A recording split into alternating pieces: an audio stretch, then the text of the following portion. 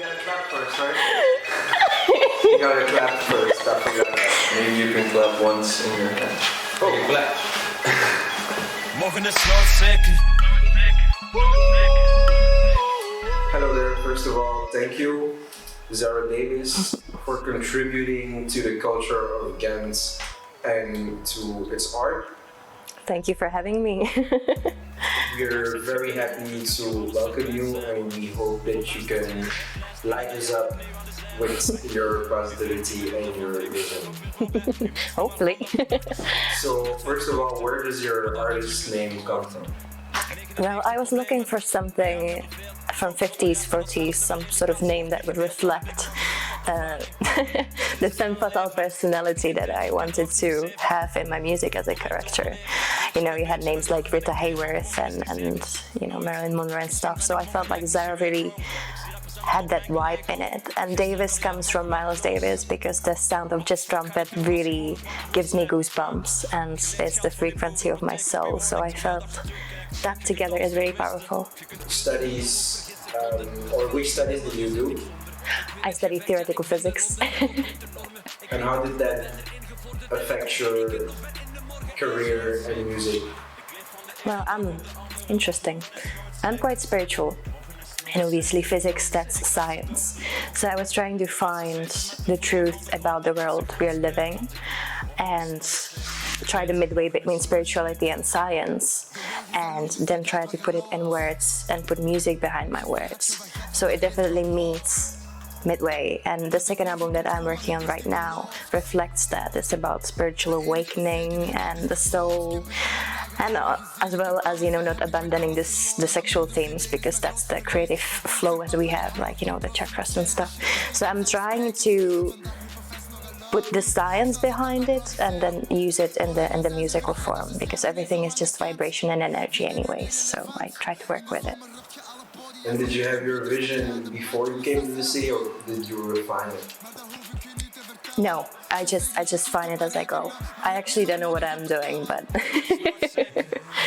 you know, it's I allow myself to change every day and to wake up as a new person every day and choose who I want to be that day. You know, who said that you have to have a set standards for yourself, that you have to be a certain person? No, I just go with the flow and then see what happens. You're following your intuition over your plans. Yeah. I always go with my heart. So. And is that also a part of your music? Absolutely, because I sometimes I write lyrics really late at night, and then I wake up in the morning and I look at that and I'm just thinking I must have been floating somewhere else. But it doesn't really matter. I just put it in there. Then I when I make music, when I have music behind it, I just start putting the words that I wrote, and something comes out of it, and it doesn't have to really make sense. It just holds this emotion. Yeah. And how do you mix the business side and the art side? How do you find the balance between those things? I'm not really good at that. I have my producer for that one.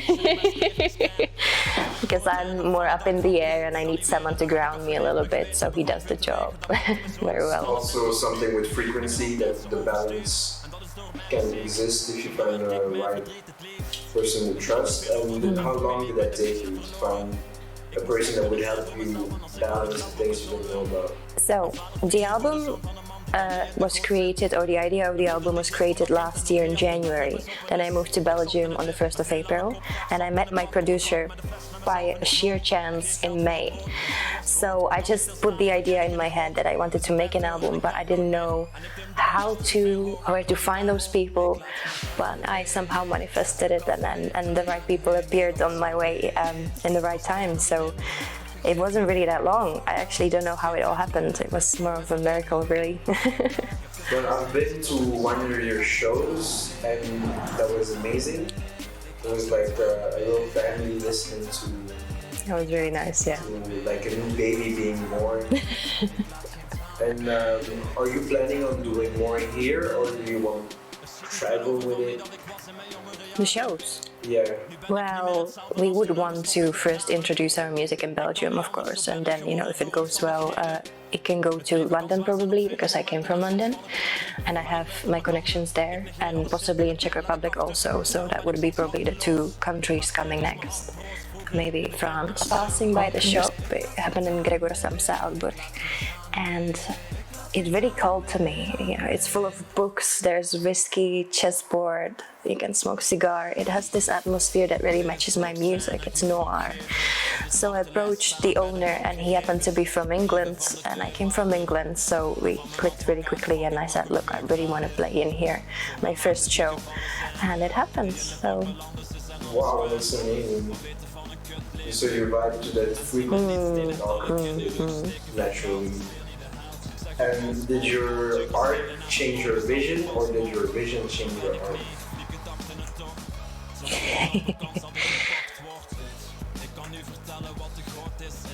Who were you before the music, and who are you now? I was a coffee roaster. Random. So, see, I didn't have musical background. And as we were recording the first album, I had no idea what I was doing. I just felt like I need to do it, for myself at least. I was always writing poetry since I was a child, and then I just started putting music behind it, and that's how I evolved into being a musician. But even nowadays, when someone asks me, like, are you a singer, are you, then I have to laugh, because I don't see myself that way. The words are the important part for me, and the music comes next. And I just hope it's gonna work out, because I don't have musical background. So. But you played instruments very well. I've heard on the song. Maybe? Yeah, I play piano, and then we use Logic Pro, and then obviously the instruments there sound really good. But I actually play piano. Then my producer plays the guitar, and then we just put it together and we jam together, and yeah. How did you start, like, in the studio, or did you start with instruments? You're singing and songwriting.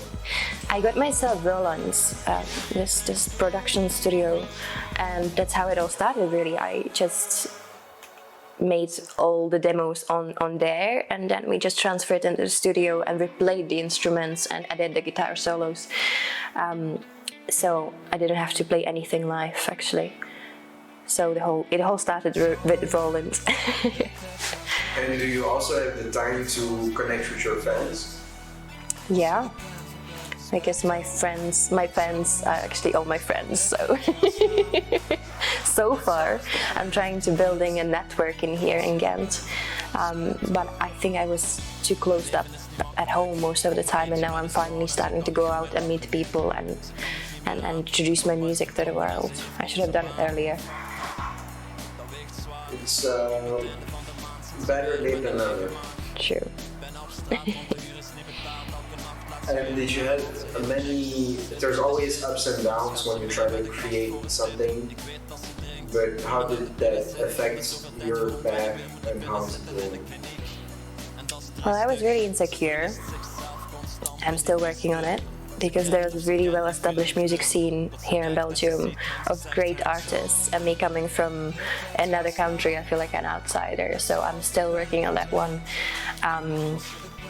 That will take some time, obviously, to establish my name and be respected, but I keep positive, because I love the music scene here in Belgium, and I really want to be part of it. So.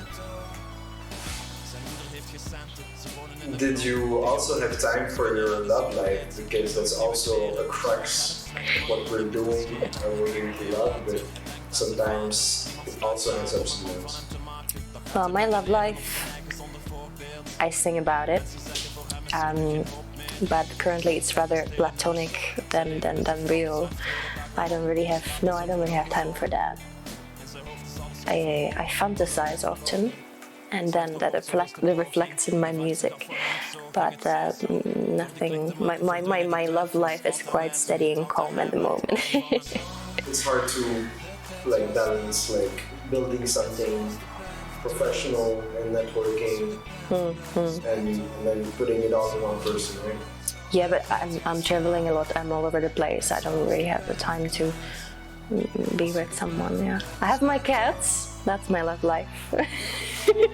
We're gonna keep that one.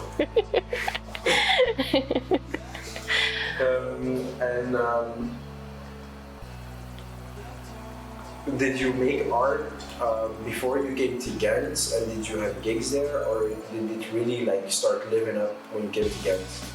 As I said, I was writing poetry back then.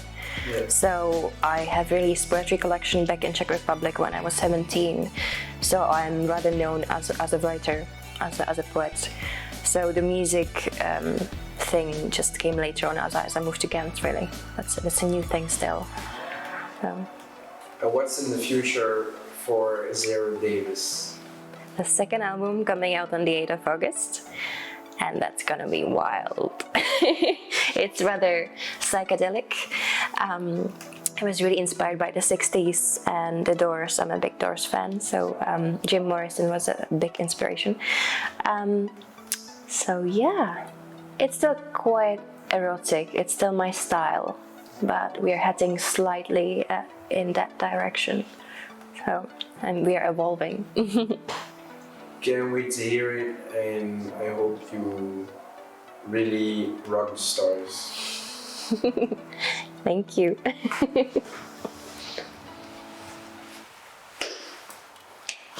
Okay, let's check what we got.